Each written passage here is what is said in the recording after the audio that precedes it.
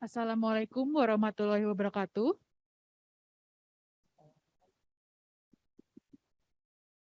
Selamat pagi, para peserta. Salam sejahtera kepada para peserta Resident Scientific Meeting KONAS 19, Perhati KL 2022. Saya Amanda sebagai MC dan atas nama panitia mengucapkan selamat datang kepada para penguji yang terhormat. Dr. Ahmad Husnu Romdoni, spesialis tata KL konsultan FICS. Dr. Madestia Mika, spesialis TKL konsultan FICS, dan Dr. Nani Riani Jufri, spesialis TKL konsultan FICS. Untuk memandu sesi ini, kami undang moderator, Dr. Ahmad Husnu Romdoni, spesialis TKL konsultan FICS. Kami persilahkan. Terima kasih Dr. Amanda. Selamat pagi, Assalamualaikum warahmatullahi wabarakatuh. Yang saya hormati para penguji, Dr. Nani Iriani Jufri, serta pada sesi siang hari ini ada 5 orang presenter. Yang pertama yaitu Dr. Fauzia Latif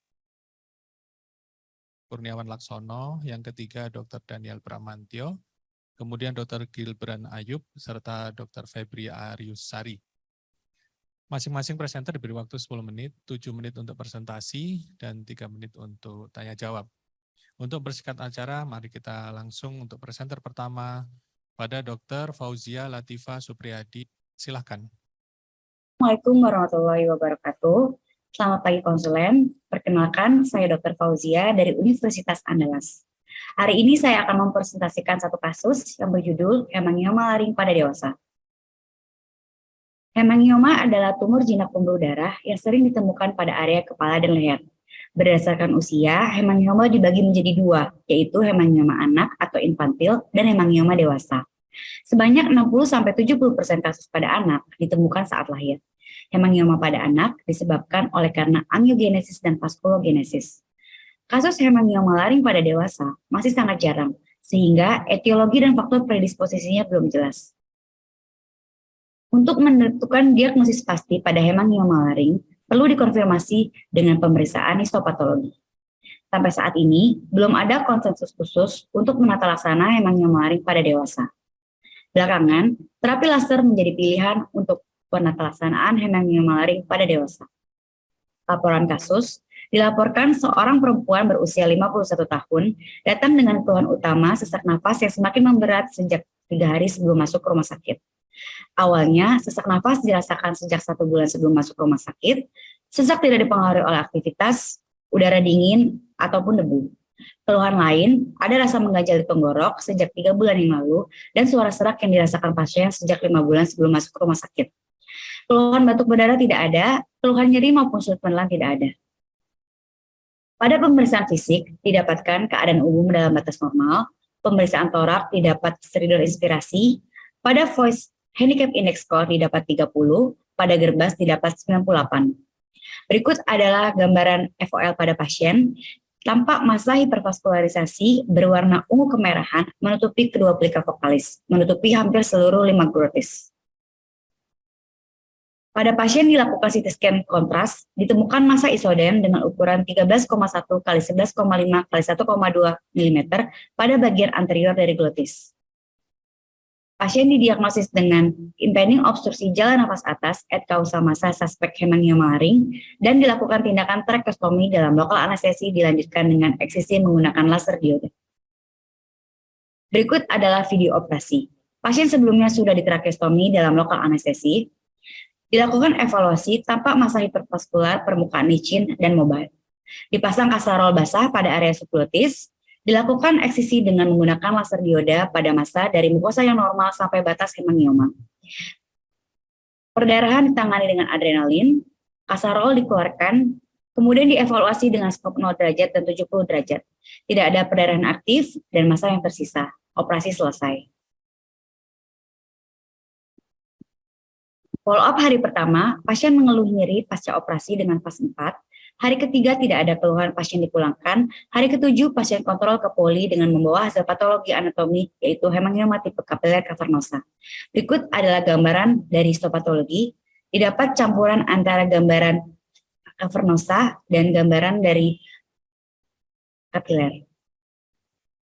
Berikut gambaran A yaitu adalah masa saat belum dieksisi, kemudian gambaran B adalah saat intraoperatif, C adalah gambaran 2 minggu postoperatif melalui pemeriksaan FOL, dan gambaran D adalah 1 bulan pasca operasi. Tidak tampak adanya massa yang timbul lagi, tidak tampak sisa massa, kemudian tampak luka postoperasi sudah mulai penyembuhan.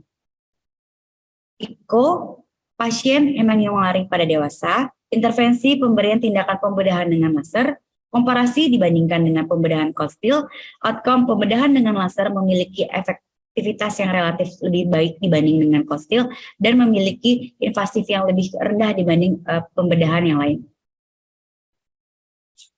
Strategi pencarian, didapat 14.839 kasus dan dengan total akhir 1. Menggunakan kriteria inklusi, hemangioma malaring pada dewasa yang berlokasi di glotis dan ditata laksana dengan menggunakan laser.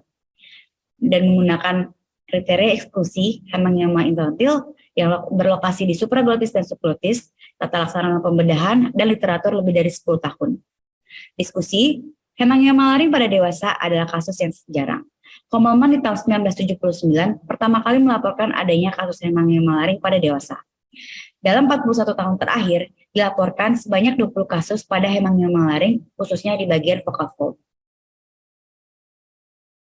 Pada kasus ini, berdasarkan anamnesis, didapat sesak nafas, sensasi mengganjal di tenggorok, dan suara serak. Hal ini sesuai dengan literatur. Menurut Cipolla et al., bahwa CT scan dapat dilakukan menjadi metode non-invasif yang dapat dilakukan untuk menentukan bentuk, ukuran, dan struktur anatomi di sekitar dari hemangioma. Modalitas terapi pada hemangioma tergantung dari ukuran dan lokasi massa. Pada ukuran yang lebih besar, dapat dilakukan tindakan tracheostomy temporary. Keuntungan menggunakan laser dioda adalah laser dioda dapat menginsisi massa, mengkoagulasi jaringan, meminimalisir cedera panas, kemudian mudah digunakan dan recovery lebih cepat.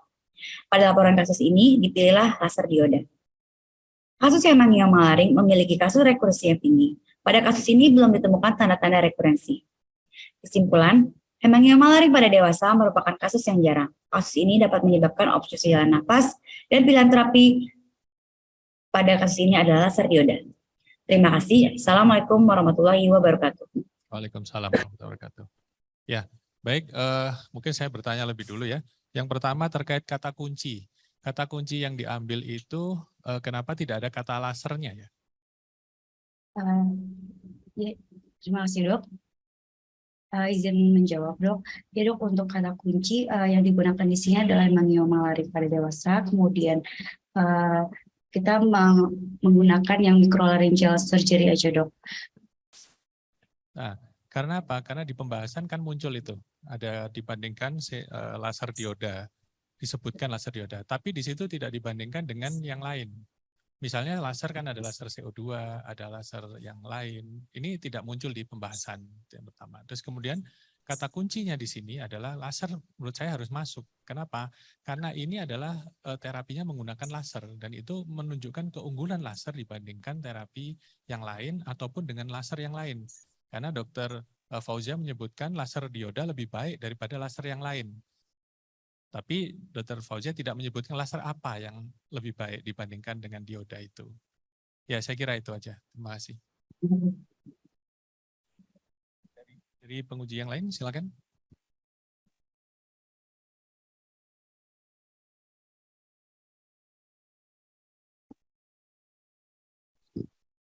Assalamualaikum warahmatullahi wabarakatuh, Dr. Fazia. Baik, saya akan tanyakan tadi di situ disebutkan ada stridor inspirator, tapi tidak ada grade-nya ya, grade. Sehingga kita harus menentukan apakah ini tracheostominya situ atau elektif. Kemudian sekalian aja ya saya bertanya. Pertanyaan kedua, kapan pemilihan tindakan laser atau eksisi? Tadi saya tidak lihat ada di pembahasan. Kemudian dekanulasinya juga. kapan dilakukan digranulasi pada pasien ini? Terima kasih. Baik, terima kasih dok. Izin menjawab. Yang pertama untuk yang tracheostomi. Jadi pada pasien ini kita lakukan tracheostomi itu elektif sesaat sebelum kita melakukan eksisi hemangioma dalam general anestesi. Jadi untuk indikasi tracheostomi pada pasien ini memang untuk mempermudah kita dalam intubasi supaya mencegah adanya bleeding interop. Kemudian yang pertanyaan kedua, pada pasien ini ternyata untuk perbandingan antara untuk pertimbangan kita lakukan laser dan eksisi. Jadi pada kasus saat ini pembedahan menggunakan laser itu lebih dipilih karena minim komplikasi interop. Jadi karena yang seperti kita tahu hemangioma kan komplikasi interopnya dapat perdarahan masif yang dapat menyebabkan ancaman pada pasien, jadi kita lebih memilih laser. Dan terapi eksisi biasanya digunakan pada hemangioma yang multi area atau yang ekstralaring, begitu dokter. Untuk pertanyaan satu lagi yang kapan pasien ini di dekanul, sebenarnya pada pasien bisa dilakukan segera, namun karena pada pasien ini kita lakukan dekanulasi setelah 1 bulan karena mempertimbangkan pasien masih ada keluhan sambil kita mengobservasi rekurrensi hemangioma dalam 1 bulan di awal. Terima kasih dok. Dr. Madi, silakan. Terima kasih Pak Rum. Jadi pertanyaan saya, menurut presenten ini apa yang disarankan untuk manajemen pada kasus hemangioma laring? Terima kasih. Iya dok, pada kasus hemangioma laring, biasanya pada dewasa memang pilihan memang saat ini dikarenakan kasusnya sangat jarang, belum ada gold standard atau protokol yang dibuat. Namun pada dewasa sangat disarankan untuk terapi pembedahan karena kasus hemangioma pada dewasa tidak regresi sendiri. Jadi memang eksisi pembedahan itu disarankan. Untuk saat ini yang disarankan adalah laser karena mempertimbangkan komplikasi dari perdarahan masif yang kita pertimbangkan. Untuk pembedahan eksisi sudah tidak disarankan atau pembedahan dengan kosil karena mempertimbangkan komplikasi masuk bleeding yang akan terjadi. Dan kalau untuk kasus dengan simptomatik ditambah dengan adanya obstruksi jalan nafas, pemberian atau melakukan tracheostomi sementara itu sangat disarankan, begitu dok. Ya, saya kira waktunya habis. Ya. Terima kasih Dr. Fauzia atas presentasinya. Selanjutnya dipersilahkan Dr. Rian Kurniawan Laksono untuk memberikan presentasinya. Selamat pagi para dokter dan hadirin sekalian. Pada kesempatan ini saya akan mempresentasikan sebuah case report tentang branchial clefsis berukuran besar pada leher. Sebagai pendahuluan, anomali branchial merupakan lesi jinak yang terjadi karena kesalahan pada pertumbuhan aparatus branchial yang dimana sisanya dapat berubah menjadi kista, sinus, fistula, maupun kartilago abnormal. Lesi ini merupakan lesi kongenital pada leher kedua tersering yang terjadi seimbang pada wanita dan pria dan biasanya terdiagnosis sebelum usia dewasa. Branchial clefsis terbagi menjadi 4 tipe, di mana tipe kedua merupakan tipe yang paling sering ditemukan. Dan untuk tipe kedua sendiri berada pada anterior dari SCM, lateral dari carotid space, dan posterior dari glandula submandibular.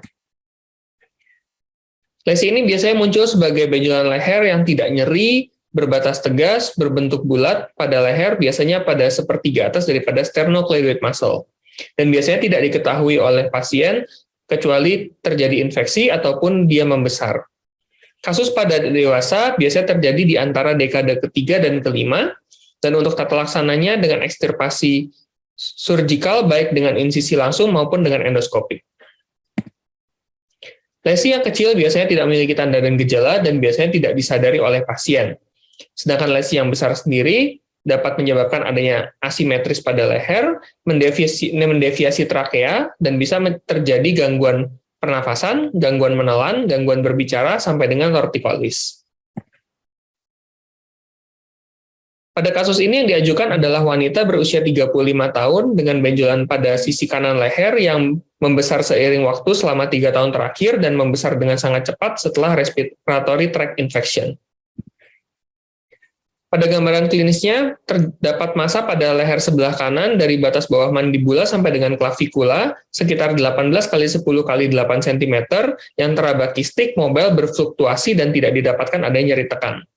Dilakukan pemeriksaan fine needle aspiration biopsi dan didapatkan cairan berwarna keputihan seperti susu dan tidak didapatkan adanya sel ganas. Dari pemeriksaan CT scan dari leher, didapatkan adanya lesi isodens yang mendeviasi trakea ke sisi kontralateral. Pasien didiagnosis dengan branchial clefts sebelah kanan dan ditata laksana dengan ekstirpasi bedah daripada branchial clefts. Saat operasi dilakukan preoperatif marking dan pasien ini dilakukan transcervical wide incision pada midpoint daripada kista dan di mana kulit pada daerah lesi dipertahankan seutuhnya untuk ke alasan kosmetik. Kistanya sendiri sudah menempel pada beberapa otot dan kita harus melakukan sacrifice pada sternocleidoid muscle dan beberapa bagian dari strap muscle, tetapi kita tetap menjaga struktur-struktur vaskular dan struktur saraf. Durante operasi juga dilakukan pencarian untuk originating tunnel dan begitu sudah teridentifikasi dilakukan penjahitan dan kemudian dipotong. Dan berikut adalah struktur pada leher pasca pengambilan kista, di mana beberapa bagian dari strap muscle dan sternocleidoid muscle harus kita potong, tapi untuk struktur-struktur lainnya dapat dipreservasi. Dan berikut adalah gambaran kista setelah diangkat. Luka operasi kita tutup dengan jahitan subkutikuler dan seluruh kulit daripada daerah lesi dapat kita jaga dan kita pasangkan drain. Dan berikut adalah gambar 6 bulan pasca operasi, terdapat gambaran scar tissue pada leher sebelah kanan, namun tidak didapatkan adanya komplikasi maupun rekurensi daripada kista. Dilakukan pencarian pada PubMed, Science Direct, dan Google Scholar dengan keyword branchial cyst, neck cyst, dan large, dan surgery, dan didapatkan 9 artikel yang dipublikasi dalam 5 tahun terakhir, dan 3 artikel dipilih karena relevan untuk kasus ini. Piko untuk kasus ini, untuk problemnya sendiri adalah branchial cleft cyst dengan ukuran yang besar, dengan intervensi ekstirpasi surgical, dengan partial sacrifice daripada strap muscle, dan untuk comparisonnya sendiri adalah ekstirpasi surgical dari tumor serupa, dan pendekatan-pendekatan operatif lainnya. Untuk outcome yang dilihat adalah komplikasi dan rekurensi daripada kista. Sebagai diskusi, kista branchial sendiri merupakan salah satu benjolan leher yang paling sering dan perlu dieksklusi kemungkinan-kemungkinan tumor lain, terutama malignansi. Dan eksklusi ini dapat dilakukan dengan menggunakan data dari anamnesis, pemeriksaan fisik, dan pemeriksaan penunjang radiografis seperti CT scan dan MRI ataupun ultrasonografi, dan pemeriksaan histologis seperti fine needle aspiration biopsi. Dan untuk tata laksananya dengan open surgical treatment, dan kita tidak melakukan insisi maupun drainase ataupun aspirasi pada kista sebelum operasi. Pilihan utama untuk pendekatan daripada operasinya adalah dengan transfer cervicotomy atau dengan wide cervical incision. Aspirasi dapat dilakukan durante operasi untuk mengurangi volume tumor saat pengangkatan, dan untuk pendekatan endoskopik juga dapat dilakukan untuk tumor yang berukuran kecil karena dinilai memiliki estetik yang lebih baik, tetapi di satu sisi juga memiliki rekurensi yang lebih tinggi. Dan pada kasus ini, open surgery atau bedah terbuka dengan wide cervical incision dipilih untuk mengangkat tumor seutuhnya, dan tumor volume sendiri kita kurangi durante operasi, namun tetap kita tidak bisa menyelamatkan beberapa bagian dari muscle, terutama strap muscle dan sternocleidoid muscle, dan luka operasi kita tutup dengan jahitan subkutikuler dengan kulit kita preservasi. Kesimpulannya, branchial cleft cyst adalah salah satu benjolan leher yang paling sering dan perlu dieksklusikan terutama untuk keganasan. Dapat muncul sebagai kista yang kecil atau bisa membesar, dan kista yang besar dapat mengganggu struktur sekitarnya. Diagnosis didapatkan dari anamnesis, pemeriksaan fisik, pemeriksaan penunjang, radiologis maupun histologis, dan untuk gold standar daripada treatmentnya adalah dengan open surgery melalui wide excision untuk mengangkat tumor seutuhnya dan mengurangi rekurensi. Terima kasih. Ya, terima kasih Dr. Rian. Selanjutnya saya bertanya lebih dulu. Pada kasus ini muncul pada perempuan. Seringkali kejadiannya pada perempuan dan laki-laki bagaimana? Baik, terima kasih dokter. Untuk kejadian branchial plexus sendiri untuk pada laki-laki dan perempuan dari literatur yang didapatkan itu seimbang dokter. Jadi cukup Oke. jumlah pada Ya, laki-laki sama. Kemudian untuk tunnelnya itu dijahit dengan cara apa? Jadi kita jahit dengan simple suture dokter. Jadi kita tutup, kita jahit untuk menutup tunnelnya itu sendiri. Bukan tabas saknat ya? Bukan dokter, dengan simple suture saja. Ya, karena kalau kita bicara tunnel biasanya jahitnya dengan tabas saknat. Kemudian strap muscle yang dipotong diapakan? Baik dokter, untuk strap muscle yang dipotong itu terutama dari SM-nya kita tidak lakukan karena masih ada bagian dari strap muscle yang tersisa, jadi dari strap muscle itu kita tidak lakukan tata laksana tambahan dokter. Oke, ya silakan penguji yang lain. Satu. Ya, terima kasih Dokter Yan. Saya ingin bertanya. Tadi saya lihat ada aspirasi. Aspirasi ini dilakukan sesaat sebelum operasi atau memang pada saat dilakukan FNAB? Baik dokter. Untuk aspirasi yang pertama itu untuk FNAB sendiri yang diambil cairannya itu hanya sedikit dokter dan tidak mengambil aspirasi cukup banyak. Untuk riwayat pasien ini memang sebelumnya di luar rumah sakit pernah dilakukan aspirasi dokter. Tetapi itu menyebabkan kistanya itu malah bertambah lebih banyak lagi. Lalu untuk yang kita lakukan untuk tata laksana dari kasus ini, aspirasinya itu kita lakukan durante operasi dokter. Setelah kita buka di atas meja operasi, kita lakukan aspirasi itu. Sebenarnya kita rencana awalnya adalah tidak dilakukan aspirasi sama sekali dokter, kalau kita masih bisa menjaga supaya ketahanan daripada kista itu tetap kuat, jadi kita untuk manuvernya juga lebih mudah, tapi durante operasi ternyata bentuk kistanya itu sangat besar, jadi kalau kita tidak aspirasi, kita kesulitan dalam mengidentifikasi struktur-struktur yang ada di balik dari kistanya itu dokter. Apakah tidak mengganggu pada saat melakukan operasi otomatis kantong itu menjadi lebih mengkerut ya? Gitu. Apakah tidak menyulitkan pada saat melepaskan? Nah, memang salah satu gangguan yang kita dapatkan durante operasi itu adalah karena kita lakukan aspirasi, walaupun sedikit tetap ketegangan daripada kistanya itu berkurang, dan itu menjadi salah satu kesulitan kita dalam operasinya dokter. Dan itu kita juga harapannya dengan tegangan kista yang masih kuat itu kita bisa melepaskan dari ototnya, tetapi karena sudah terlalu lama dan sudah terlalu menempel dokter, jadi setelah kita aspirasi maupun sebelum aspirasi kita tidak bisa memisahkan kistanya dari otot itu dokter. Oke, pertanyaan kedua. Ini saya lihat tadi di situ disebutkan tekniknya white excisi. White excisi mana yang betul? White excisi atau kita ekstirpasi kista? Izin dokter, untuk yang kasus ini kita dengan ekstirpasi kista dokter. Berarti bukan white excisi ya? Bukan dokter, untuk white excisi berarti kita mengangkat sebagian besar di sekitarnya. Ya dokter. Oke, makasih. Ya, terima kasih. Jadi diagnosa pasti diperlukan nggak sebelum dilakukan tindakan? Baik dokter, untuk diagnosa pastinya ini kita melihat dari anamnesis dan pemeriksaan fisik serta pemeriksaan penunjang, kita sudah bisa mendapatkan diagnosis kerjanya itu mengarah ke arah kista yang kemungkinan besar adalah kista branchial, dan di sini diagnosis pastinya itu kita yang kita butuhkan itu adalah meyakinkan bahwa proses ini merupakan proses yang jinak dokter, bukan proses keganasan. Jadi untuk diagnosis pasti memang kalau bisa didapatkan kita lebih baik, tapi untuk kasus ini dari hasil-hasil pemeriksaan ini kita dengan diagnosis kerja saja bahwa ini adalah sebuah kista, dan dengan lokasi demikian kita bisa mendiagnosis bahwa ini adalah kista branchial dokter. Oke, jadi FNAB nggak ada tanda ganas ya? Tidak ada dokter. Karena itu manajemennya berbeda ya. Iya dokter. Kemudian terapi yang Anda sarankan ini tadi ekstirpasi kista ya? Ekstirpasi kista dokter. Kalau ada kasus seperti ini, jadi saran Anda ekstirpasi kista? Jadi dokter, untuk kasus-kasus kista branchial yang kami rekomendasikan adalah ekstirpasi kistanya dokter, terutama sebelum kistanya ini membesar dan mengganggu struktur-struktur sekitarnya dokter. Ya, makasih. Ya, terima kasih Dr. Made, Dr. Nani. Ini Dr. Rian juga terima kasih. Selanjutnya kita lanjut ke presenter ketiga, Dr. Daniel Bramantio.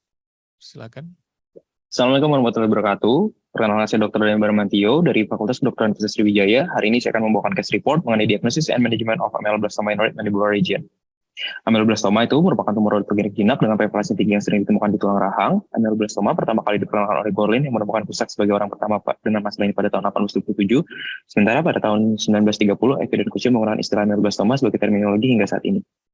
Untuk epidemiologinya, sekitar 1% dari semua tumor kista dan mulut merupakan ameloblastoma. Tidak ada perbedaan insiden pada laki-laki ataupun perempuan dan biasanya terjadi pada usia 30 hingga 40 tahun. Sedangkan global ameloblastoma itu 0,5 kasus per juta per tahun dan merupakan tumor autogenik yang sangat umum di Afrika dan Cina. Ameloblastoma dapat terjadi pada usia muda dan tua, tetapi jarang terjadi pada anak usia di bawah 10 tahun. Pada prediksi sendiri, ameloblastoma paling sering terjadi pada mandibula posterior, sekitar 75 hingga 80% tumor terjadi di mandibula, dan sekitar 4,5 hingga 9,1% kasus dilaporkan berasal dari rahang atas. Pada histopatologi sendiri, WHO 17 menyederhanakan klasifikasi menjadi 3 jenis, konvensional, unikistik, dan periferal. Pada konvensional terdapat tipe plexiform, folikular, acelematus, granular, dan basal. Pada unikistik terdapat tipe mural luminal dan intraluminal. Untuk manifestasi klinis sendiri biasanya tanpa gejala dan menyebabkan perubahan fungsi saraf sensorik, fistula, dan mobilitas gigi. Tumor ini tumbuh sangat lambat dan infiltratif, menunjukkan pembesaran area yang terbuka, biasanya deformitas wajah. Dari pemeriksaan fisik sendiri terdapat asimetris wajah, pembengkakan tulang progresif pada mandibula, dan palpasi terasa seperti tulang tipis atau eggshell cracking. Dengan pemeriksaan gold standarnya yaitu biopsi. Dan manajemen sendiri dilakukan reseksi segmental, enuklasi, atau pembedahan dengan eksesi lokal luas untuk mencegah pertambuhan. Cacat tulang dan cacat jaringan lunak besar direkonstruksi dengan plat titanium. Bisa juga dilakukan reseksi marginal untuk ameloblastoma yang kecil, biasanya dilakukan reseksi daripada enukleasi. Untungannya, dapat proses penyembuhan luka pada pasien bisa dipasang implan gigi dan kerugiannya adalah pertambuhan lokal dapat terjadi. Untuk rekonstruksi mandibular sendiri itu juga bertujuan memelihara estetika dan simetri wajah yang tepat, pencapaian fungsional yang baik. Prinsipnya itu plat rekonstruksi dicor pada lengkung mandibula sebelum dilakukan reseksi untuk mempertahankan kontur wajah. Untuk list opsi rekonstruksi mandibula sendiri itu ada penyembuhan dengan secondary intention atau penutupan premier, cangkok kulit, substitusi cangkok kulit, plat rekonstruktif, cangkok tulang autogenus, penggantian cangkok tulang, plat regional dan plat jauh, dan plat bebas vaskularisasi. Untuk prognosis sendiri, ketambuhan yang terjadi biasanya setelah bertahun-tahun, 75% kasus ameloblastoma terjadi pada mandibula. Prognosisnya lebih buruk karena korteks tulang spons ditutupi dengan tulang korteks yang tebal sehingga lesi menghancurkan tulang spons secara perlahan tanpa gejala klinis. Tipe unikistik dan perifer memiliki prognosis yang lebih baik daripada tipe multikistik. Untuk pasiennya sendiri, yaitu Tuan E, usia 20 tahun, dengan keluhan utamanya terdapat benjolan di rahang bawah kanan sejak 7 tahun yang lalu. Awalnya benjolan sebesar kelereng dan tubuh menjadi seperti telur ayam, tidak ada terasa nyeri, pasien masih bisa makan seperti biasa. Kemudian pasien berobat ke dokter gigi, dilakukan operasi, namun pasien tidak pernah kontrol kembali. Sejak 1 tahun yang lalu, benjolannya mulai muncul, awalnya sudah terpuyuh dan semakin membesar sebesar telur ayam, terdapat sedikit rasa nyeri, pasien masih bisa makan dan minum seperti biasa, pasien lalu berobat ke spesialis THT dan dirujuk ke Rumah Sakit Muhammad Hussein Palembang untuk tetap laksana lebih lanjut. Dari pemeriksaan fisik, pada status lokalisnya, pemeriksaan hidung dalam batas normal, dari pemeriksaan intraoral tampak massa ukuran 8x5x3 cm warna kemerahan, tidak mudah berdarah, tidak terdapat trismus, tenggorokan dalam batas normal. Pada external view, tampak penampilan wajah asimetris di regio mandibula sebelah kanan. Lalu dilakukan pemeriksaan CT scan SPN dengan hasil sinusitis macularis duplex dan lesi yang terdapat pada sudut mandibula dekstra dengan diagnosis bandingnya ameloblastoma. Dilakukan CT scan 3 dimensi juga dengan kesan sesuai dengan ameloblastoma unikistik di sudut kanan mandibula yang melibatkan kepala, leher, processus coronadeus, ramus, sudut mandibula, dan bagian dari tubuh mandibula sebelah kanan, serta sinusitis maxillaris duplex. Lalu dilakukan intraoperasi pada tanggal 15 September 2021 dengan dilakukan insisi leher horizontal miring 2-3 cm di bawah sudut mandibular, otot patisma dan triangular ditinggikan, arterial maxillaris externa dan vena facialis diligasi serta dipotong, 2/3 otot anterior masseter dipisahkan sehingga sudut mandibula dan sebagian kelenjar submandibular diangkat. Sebuah garis insisi dibuat pada mukosa mulut di daerah molar, rongga mulut ditembus untuk mengungkapkan gigi molar dengan gigi seri kanan bawah diekstraksi. Reseksi hingga 0,5 cm dari area neoplasma, mandibula dibebaskan pada sendi temporomandibular, kemudian mandibula diangkat dengan pemotongan pada daerah submental. Dipasang plat mandibula, penjahitan dilakukan pada submandibular kanan dan saluran vakum dipasang. Pada kasus ini, kami bersama dengan bagian bedah mulut, memasang plat rekonstruksi dan juga menutup dari luka tersebut. Perdarahan diobati dengan kauter dan setan submandibular ditutup. 1 minggu setelah operasi, pasien datang untuk kontrol dengan masih terpasang selang NGT di hidung sebelah kanan, tidak terdapat nyeri pada luka, wajah tampak simetris, dan masih terpasang kawat IMF. Pada saat itu, jahitan luka mulai diangkat secara bergantian dengan hasil histopatologi, yaitu ameloblastoma tipe plexiform. Pasien lalu kontrol kembali pada tanggal 7 Oktober 2021 dengan masih terpasang NBT pada kaki nasi kanan, tidak terdapat nyeri, wajah tampak simetris, dan pemeriksaan intraoral jahitan semuanya dilepaskan. Pada tanggal 11 Oktober diimplantasikan list IMF kawat bagian dalam di bedah mulut, dan pada tanggal 22 Oktober pasien dilakukan fisioterapi menelan dilakukan selama 3 bulan, selama 2 kali seminggu, dan pada tanggal 21 November NBT dilepaskan. Pasien lalu kembali kontrol pada tanggal 21 Maret 2022 dengan hemimandibulectomy pasca operasi dan rekonstruksi regiomandibula kanan dengan tampak luka bekas operasi pada wajah sisi kanan baik. Dari kasus ini didapatkan ameloblastoma itu merupakan tumor odontogenik jinak pada tulang rahang dan muncul dari sel pembentuk email dan epitel odontogenik yang gagal untuk mundur dan ditandai dengan pola pertumbuhan yang lambat dan menyebabkan paling banyak terjadi dalam rentang usia 30 hingga 50 tahun. Pada kasus ini juga pasien memiliki keluhan adanya benjolan pada mandibula dan menurut literatur, kasus ameloblastoma pada mandibula bagian posterior itu terbanyak adalah 72,8%. Lalu juga pasien ini mengeluarkan benjolan yang tumbuh lambat dan semakin membesar serta tidak ada rasa nyeri. Dan diskusi literatur juga tepat bahwa ameloblastoma tidak menimbulkan rasa sakit dan memiliki riwayat operasi pada mulut sebelumnya. Dari hasil pemeriksaan patologi anatomi juga dapat disimpulkan pada ameloblastoma tipe plexiform kemungkinan kekambuhannya juga cukup tinggi. Dilakukan pembedahan dengan reseksi segmental sangat dianjurkan untuk pencegahan kekambuhan. Sementara untuk konklusinya, aspek terpenting dari pengobatan ameloblastoma adalah pengangkatan tumor secara lengkap untuk mencegah kekambuhan. Tantangan dalam mengelola ameloblastoma besar tidak hanya pengangkatan tumor secara lengkap, tapi juga mempertimbangkan teknik terbaik untuk rekonstruksi mandibula, mengisi defek, dan juga memulihkan fungsi dan kosmetik tersebut. Terima kasih. Assalamualaikum warahmatullahi wabarakatuh. Waalaikumsalam warahmatullahi wabarakatuh. Oke, terima kasih Dr. Daniel. Untuk pertanyaan saya adalah bagaimana membandingkan dengan operasi yang lain dan juga metode yang ditampilkan ini tidak menggunakan PICO. Mohon penjelasannya. Ya dokter, untuk metode memang PICO-nya tidak dimasukkan dok. Untuk perbandingan dengan operasi yang lain, saat itu memang kami telah melakukan pemeriksaan penunjang untuk kecurigaan mengarah ke ameloblastoma sebelumnya dok. Jadi pasien ini memang punya riwayat pembesaran benjolan pada rahang sebelah kanan dan memang sempat dilakukan operasi pada bedah mulut sebelumnya, namun pasien tidak pernah kontrol kembali. Jadi memang sebelumnya pasien ini memang punya riwayat ameloblastoma dan setelah 7 tahun pasien ini kembali mengeluhkan keluhan yang sama dan kami memperdalam lagi ke arah diagnosis tersebut dan untuk melakukan tindakan reseksi ameloblastoma tersebut. Jadi ini operasi kedua. Izin iya dokter, operasi kedua. Namun yang pertama pasien itu tidak pernah kontrol kembali dokter. Ya baik, terima kasih. Silakan dokter Ani. Terima kasih dokter Daniel. Ya, pertanyaan saya hanya satu. Dilakukan reseksi mandibula. Iya Regio betul. mana? Regio mana? Regio mandibula kanan dokter. Enggak. Ya, kita tahu kan anatomi mandibula itu ada mulai dari kondilus sampai ini ramus apa ya. Jadi yang diambil itu regio mana? Oh, kemarin itu diambilnya mulai dari ramus hingga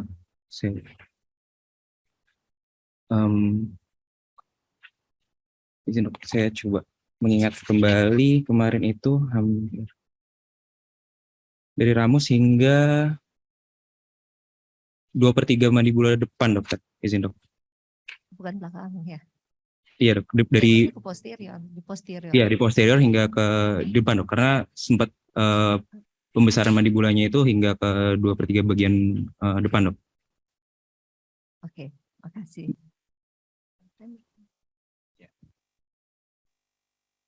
Itu pakai plat ya? Izin ya dok, pakai plat and screw dokter.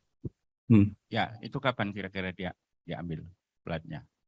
Izin kalau untuk plat and screw-nya karena kami kemarin reseksi total dengan mengangkat submandibula, jadi dipatenkan dok, tetap dipasang plat and screw-nya dokter, tidak disarankan untuk lepas karena itu untuk memfiksasi juga dok, karena pengambilannya sudah secara total direseksi dokter. Ya, itu kapan dikasih plat pada operasi mandibula? Izin dok, untuk pemberian plat itu jika memang kita akan mengindikasi dengan reseksi segmental secara total dok, karena memang kasus ameloblastoma-nya ini juga cukup luas dan besar, jadi kita pemilihannya reseksi tidak dilakukan enucleasi dokter. Dan pemilihannya menggunakan plat and screw karena ketika pasien kita edukasi untuk kita lakukan free flap dari VB ya dok, pasien menolak karena pasien ini memang dia suka dengan bermain bola dan kita jelaskan bahwa kita ingin mengambil tulang di VBA-nya, namun pasien tidak setuju, lalu kita akhirnya memilih pemasangan plate and screw dokter. Ya, terima kasih Dr. Daniel, terima kasih atas presentasinya. Kita lanjutkan ke presenter nomor 4, Dr. Gilbran Ayub. Silahkan. Assalamualaikum warahmatullahi wabarakatuh. Saya Gilbran Ayubi dari Universitas Syah Kuala Banda Aceh akan membawakan sebuah laporan kasus berjudul tumor dermal leher recurrent di atas stoma setelah total laryngectomy. Sebagai pendahuluan, karsinoma sel squamosa kepala leher atau HNSCC yang recurrent adalah penyebab utama morbiditas dan menunjukkan angka kelangsungan hidup yang rendah. Sekitar 31% pasien yang menjalani total laryngectomy atau TL akan mengalami kekambuhan. Invasi limfatik dermal dianggap memiliki hasil prognostik negatif pada HNSCC, namun belum banyak penelitian tentang hal ini. Operasi debulking disarankan sebagai tata laksana tumor ganas ketika reseksi tumor tidak mungkin dilakukan. Pembedahan eksisi tumor sendiri tetap menjadi tata laksana utama untuk SCC kulit untuk pemeriksaan histopatologi yang lebih komprehensif.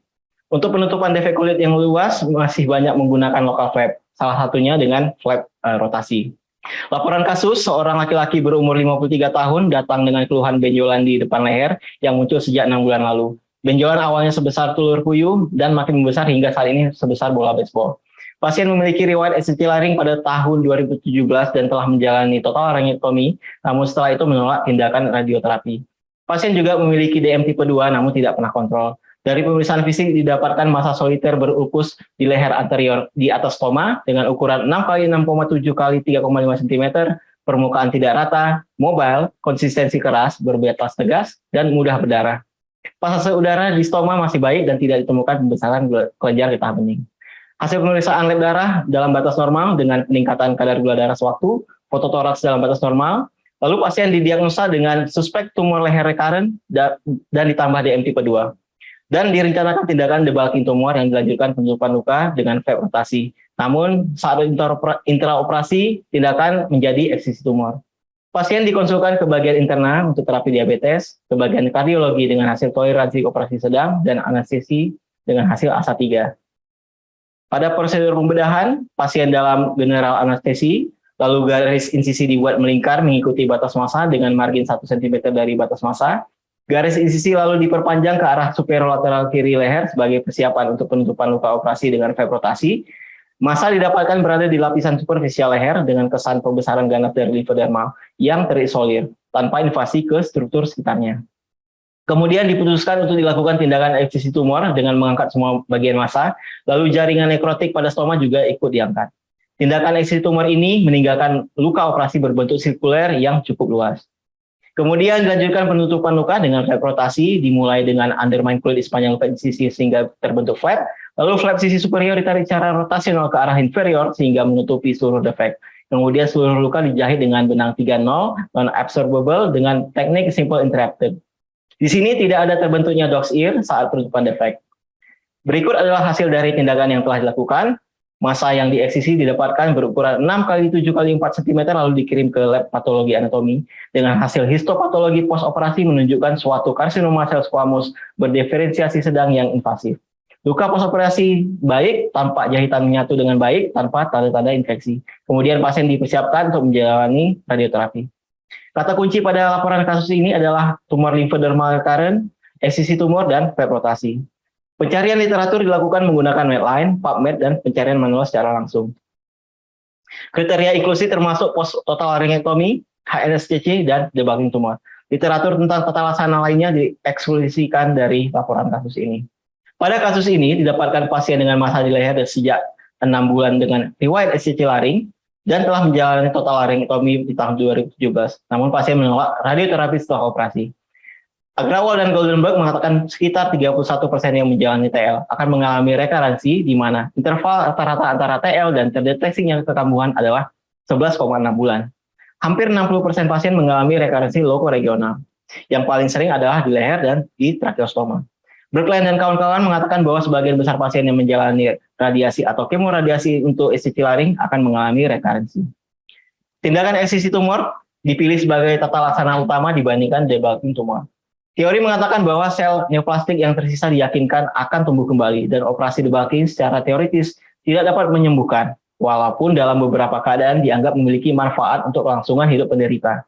Teori lain mengatakan bahwa tujuan pembedahan kuratif pada kanker kepala leher adalah eksisi bedah mikroskopis secara menyeluruh, dan margin eksisi merupakan faktor prognostik yang konsisten dan pertimbangan utama untuk terapi adjuvan pasca operasi. Pasien dipersiapkan untuk radioterapi setelah operasi. Berdasarkan literatur, radioterapi pasca operasi dengan atau tanpa kemoterapi bersamaan diberikan bila ada risiko rekarensi yang signifikan, yang berguna untuk menghabiskan sisa sel-sel kanker mikroskopis yang berpotensi dan pada akhirnya meningkatkan kontrol lokoregional dan kelangsungan hidup pasien. Didapatkan tumor memiliki kesan sebagai pembesaran malignan dari lipoderma, dan pemeriksaan histopatologi pasca operasi menunjukkan suatu karsinoma sel squamous berdiferensiasi sedang yang invasif. Penelitian oleh Spector dan kawan-kawan menunjukkan 12 pasien memiliki karsinoma sel squamous kepala dan leher, di mana pada pasien ini telah dilakukan reseksi kulit pada saat operasi, dan CT scan praoperasi menunjukkan suatu invasi limfatik dermal.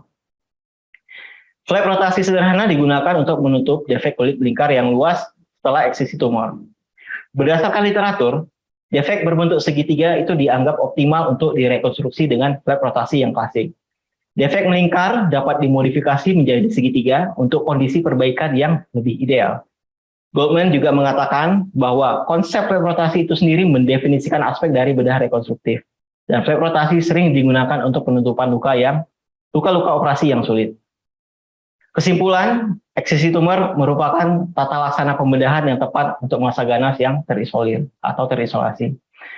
Penutupan defek dengan menggunakan flap rotasi sederhana memberikan hasil yang baik, dan radioterapi setelah pembedahan wajib dilakukan untuk prognosis yang lebih baik. Terima kasih. Assalamualaikum warahmatullahi wabarakatuh. Assalamualaikum warahmatullahi wabarakatuh. Ya, terima kasih Dr. Gilbran. Pertanyaan dari saya yang pertama adalah, pada saat dilakukan eksisi, apakah dilakukan pemeriksaan Freiscope atau potong beku terhadap batas-batas dari tumor tersebut? Baik, terima kasih dokter. Bisa menjawab. Pada rangka operasi, memang sebaiknya dilakukan frozen section dokter. Tapi sayangnya di tempat kami itu tidak tersedia fasilitasnya dokter. Jadi kami melanjutkan dengan eksisi dengan margin dari tepi massa sekitar 1 cm dokter. Ya, 1 cm itu masih kurang ya. Kalau kita mau yang clear margin itu, kalau tidak ada histopatologi atau tidak ada PA radikalitas, saran saya 2 cm ya. 2 cm, jangan 1 cm. Kemudian pertanyaan kedua, evaluasi terakhir pada pasien ini berapa lama post operasi? Evaluasi terakhir dokter sebelum artikel ini submit adalah 3 hari setelah operasi dokter. Di situ waktu kita evaluasi jahitan flap masih intak, tidak ada tanda infeksi, dan luka juga pada stoma juga baik dokter. Ya. Baik, saya kira evaluasi mungkin nanti bisa dilihat 3 bulan, 6 bulan, dan mungkin sampai 1 tahun. Kita lihat bagaimana kekambuhannya. Ya, terus kemudian untuk saran ya, kalau misalnya memang kasusnya itu stadiumnya tinggi, operasinya harus komplit, jadi diseksi leher mungkin dilakukan secara radikal modifikasi, kemudian pasien disarankan untuk radioterapi dan kemoterapi. Terima kasih. Silakan dokter. Terima kasih dokter. Terima kasih dokter Gilbran. Pertanyaan saya, sebelum dilakukan pengangkatan tumor, ini apakah dilakukan biopsi pada tumor yang ini? Terima kasih dokter, izin dok. Untuk kasus ini tidak kami lakukan biopsi dokter. Pertimbangannya karena melihat karakteristik keganasan dari masanya sendiri, bila kami biopsi kemungkinan akan meningkatkan progresivitas dari masanya. Jadi kami putuskan untuk melakukan tindakan langsung di kamar operasi, dan jaringan yang kami lakukan operasi ini langsung kami kirimkan ke lab patologi anatomi dokter. Sebenarnya kalau dari saya sendiri sebenarnya sebaiknya kita lakukan biopsi dulu untuk menyamakan dengan apakah memang benar tumor ini recurrent Kalau sama hasil histopatologinya kemungkinan besar ya. Tapi kalau tidak, apakah dia bukan suatu massa yang baru? Jadi bukan suatu recurrent, tapi memang tumor yang baru tumbuh lagi. Gitu. Kemudian di situ disebutkan recurrent dermal. Jadi asalnya dari mana? Izin dok, sewaktu kita identifikasi saat dibantu operasi, masanya sendiri itu terisolir di bagian superficial dari kulit, di bawah lapis, kurang lebih di bawah kira-kira kutaneus dan di bawah kutaneus dari kulit dokter, di daerah dermal kira-kira dokter. Jadi bukan berasal dari dalam ya mukosa ya, bukan dokter. Dari post op laringektominya sendiri. Kemungkinan dokter. Ya. Kemudian ya sudah tadi ya. Jadi kalau memang dia apa dari dermal, kemungkinan besar pada saat dilakukan laringektomi, apakah tidak dilakukan apa namanya diseksi leher, kemudian untuk mengetahui bahwa memang bukan preskop, untuk kita mengetahui bahwa esofagus sudah terbebas dari massa tumor, kemudian apa tidak dilakukan supaya tidak tahu bagaimana dokter? Sebelumnya sudah dilakukan, mungkin sewaktu sebelum dilakukan operasi saat pasien datang ke kami di tahun 2022, setelah dilakukan totalectomy di tahun 2017 sudah dilakukan evaluasi dokter, sudah dilakukan CT scan juga, dan tidak ada tanda-tanda perluasan massa di luar laring pasien dokter. Dan kepada kami memang waktu datang sama kami ada kekurangan yang tidak kami lakukan, yaitu adalah melakukan CT scan atau imaging lain. Ya, dikarenakan saat itu juga sayangkan kami CT scan kami dengan kontras itu lagi tidak tersedia dokter. Ya, terima kasih. Saya Dr. Made. Satu lagi ya. Oh ya, terima kasih. Jadi kasus ini recurrent apa itu tumbuh dari kulit bekas OP-nya itu? Untuk dugaan pertama dokter, kami duga itu dari kulit dokter, bukan bekas dari operasi sebelumnya dokter. Karena kami melihat kemungkinan karena pasiennya sebelumnya setelah laringektomi tidak menjalani radioterapi dokter, yang kemungkinan telah menyebarkan sel-sel kanker yang sebelumnya tidak teredukasi ke kulit dokter. Ya, jadi operasi Anda ini apa? Ini eksisi tumor dokter. Bulking apa eksisi apa eksisi? Eksisi dokter. White eksisi apa? White eksisi dokter. Oke, nanti selanjutnya tergantung hasil PA ya. Apa nanti kemo apa dan lain sebagainya ya. Oke, terima kasih. Ya, terima kasih Dr. Gibran atas presentasinya. Selanjutnya kita bergeser ke presenter terakhir, Dr. Febri Aryusari untuk mempresentasikan makalahnya. Silakan. Assalamualaikum warahmatullahi wabarakatuh. Selamat pagi Bapak Ibu Konsulen dan rekan-rekan residen. Perkenalkan, saya Febri Aryusari dari Universitas Andalas. Pagi ini saya akan mempresentasikan laporan kasus yang berjudul Tata Laksana Tumor Wartin dengan Parotidektomi Superficial dan Preservasi Nervus Facialis. Pendahuluan, tumor kelenjar liur adalah tumor yang jarang ditemukan pada bagian kepala dan leher, hanya sekitar 3-4%. Salah satunya adalah tumor wartin. Tumor wartin adalah tumor pada kelenjar parotis yang paling sering ditemukan setelah adenoma plemorfik, dengan prevalensi lebih sering pada laki-laki, usia lanjut, dan riwayat merokok. Secara klinis, dia dapat berupa massa asimptomatik dengan pertumbuhan lambat.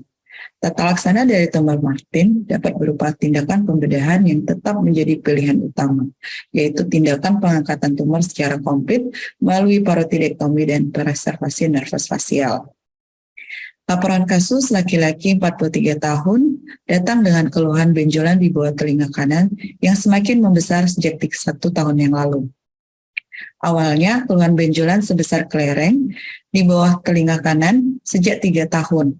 Keluhan makin lama makin membesar secara perlahan, terutama 1 tahun terakhir. Pasien lalu berobat ke dokter THTKL dan dirujuk ke institusi kami.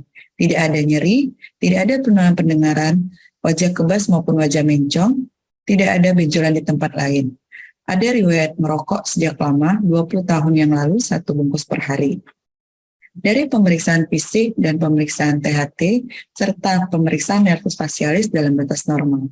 Pemeriksaan kelenjar parotis didapatkan benjolan 40 x 30 x 10 mm dengan batas tegas, mobile, dan warna sama dengan jaringan sekitar. Tidak disertai nyeri tekan dan tidak ada pembesaran KGB leher. Dilakukan pemeriksaan baja dengan hasil tumor Wartin dan dilakukan pemeriksaan CT scan parotis, tampak massa hipoden pada regio parotis dekstra dengan batas tegas dan tepi berlobulasi di bagian lobus superficial. Video operasi, tindakan aseptik dan antiseptik, infiltrasi, dan insisi berbentuk S di daerah cervicomastoid fasial. Dilanjutkan dengan diseksi secara tajam dan tumpul untuk memisahkan jaringan kulit dan jaringan di bawahnya secara anterior. Kelenjar parotis dipisahkan dari musculus sternocleidomastoid dan canalis acousticus externus. Lalu dilakukan pembuatan flap kulit. Diseksi dilanjutkan hingga kelenjar parotis terbebas. Lalu kita identifikasi dan preservasi dari cabang nervus auricularis major, di sini tampak cabangnya, dengan melepas kelenjar parotis bagian lateral dan bagian inferior. Lalu dilanjutkan dengan identifikasi dan preservasi dari nervus fasialis.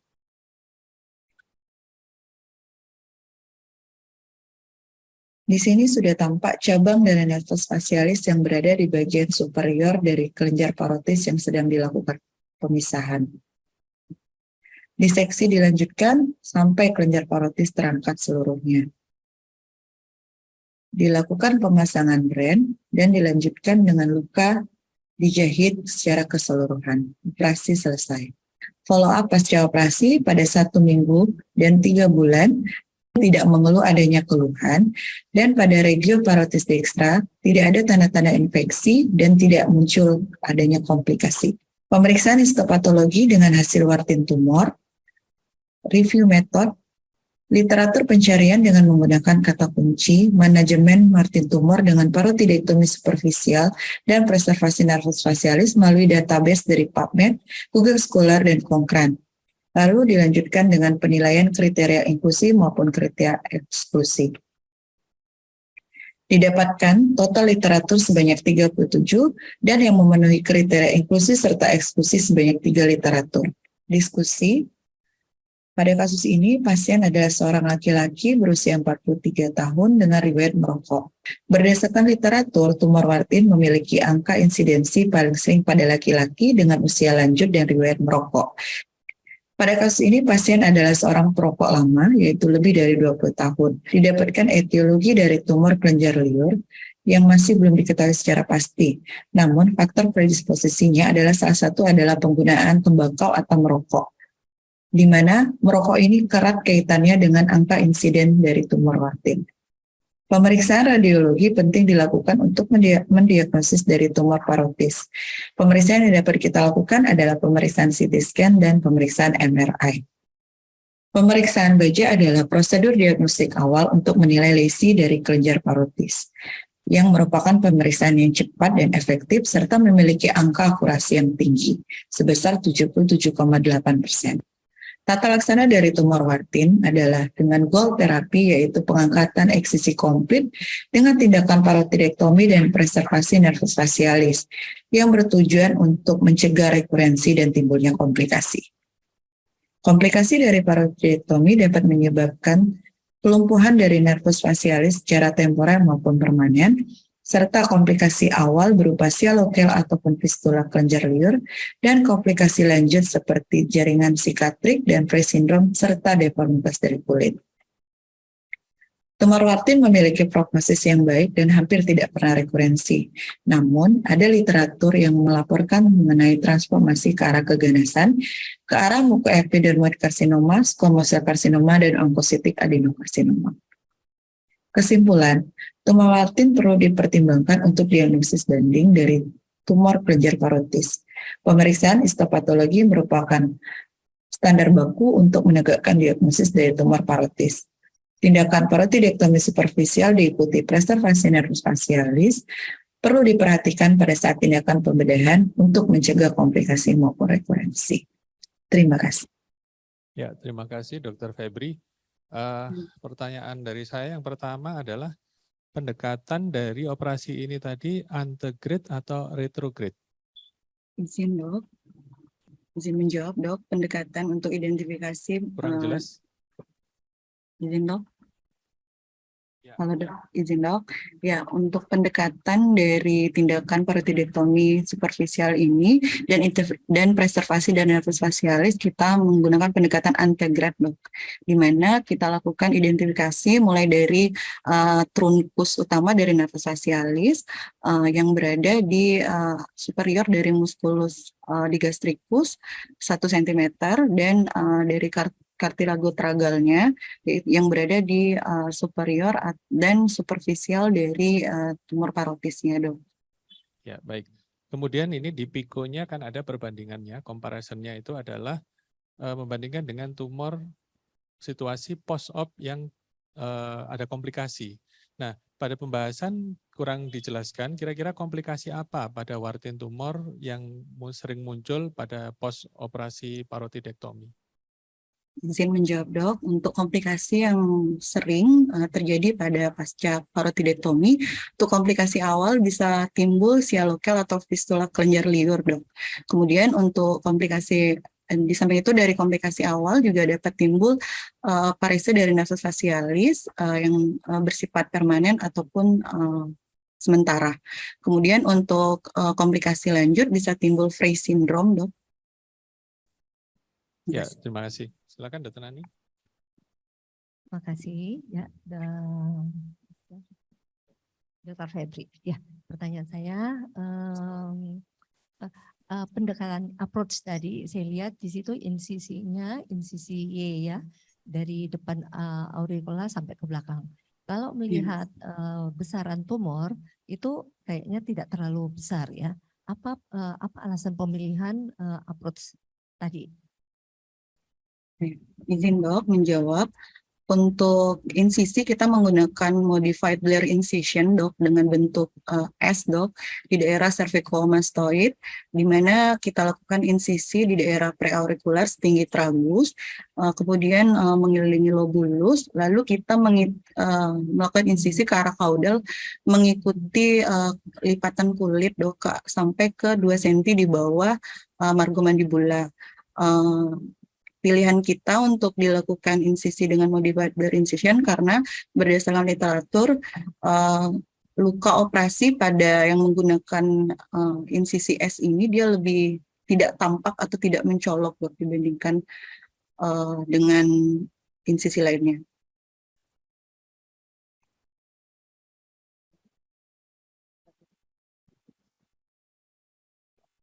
Pertanyaan kedua. Kalau superficial ya berarti kita tidak mencapai trigger pointer ya. Apakah pada kasus ini tetap dilakukan atau tidak? Izin dok. Pada kasus ini tetap kita lakukan identifikasi dok, baik itu landmark dari trunkus utama, yaitu dari tragal pointer, musculus digastricus venter posterior, tetap kita lakukan identifikasi dok untuk mencegah dan lebih memastikan kita mempreservasi nervus facialisnya dok. Terima kasih. Ya, terima kasih. Mbak, kalau menemui kasus warten tumor gini, saran apa yang Anda berikan kepada kami untuk manajemen kasus kayak gini? Ya, Izin terima dok. kasih. Ya dok, terima kasih dok. Untuk apabila kita menemukan pasien dengan benjolan di bagian depan dan bawah daun telinga yang kita curigai tumor wartin dok, berdasarkan riwayat klinis yaitu seorang laki-laki dengan riwayat merokok lama dan usia paruh baya di atas 40-an, kita sudah mencurigai ini tumor wartin, maka pasien kita tata laksana dengan pembedahan berdasarkan literatur, di mana pembedahan tetap menjadi pilihan utama dok.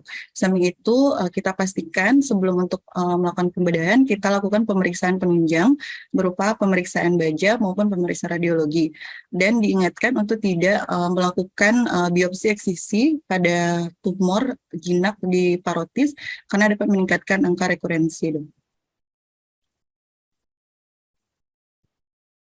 Sudah, Pak Made?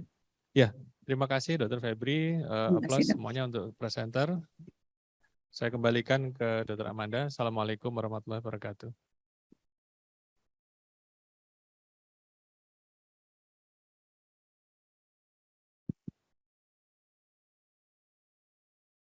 Waalaikumsalam warahmatullahi wabarakatuh.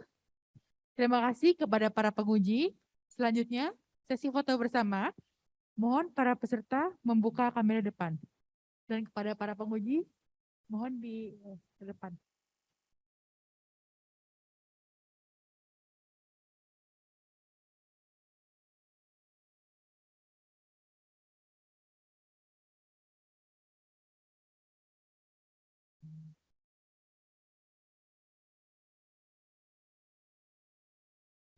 Oke, mohon bersiap. 1, 2, 3. Sekali